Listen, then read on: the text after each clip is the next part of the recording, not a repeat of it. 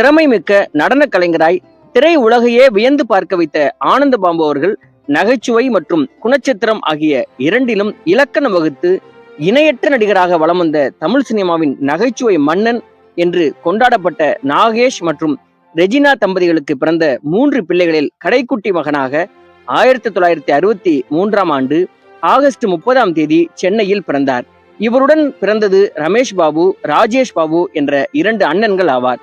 ஆனந்தபாபு அவர்கள் அப்பா அம்மா இருவருக்குமே மிகவும் செல்ல பிள்ளையாக வளர்ந்ததால் வீட்டில் எப்பொழுதும் மிகவும் துருதுருப்பாகவும் துடுக்குத்தனமாகவும் மனதில் பட்டதை வெளிப்படையாக பேசக்கூடிய நபராகவும் இருந்திருக்கிறார்.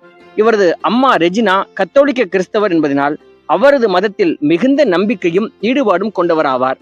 ஆனாலும் ஒருபோதும் தனது பிள்ளைகளையும் கணவரையும் அவர் மதம் மாற சொல்லி வற்புறுத்தியதே கிடையாதாம். இருந்தும் தனது மகனை கிறிஸ்டியன் இன்ஸ்டிடியூஷனில் படிக்க வைக்க ஆசை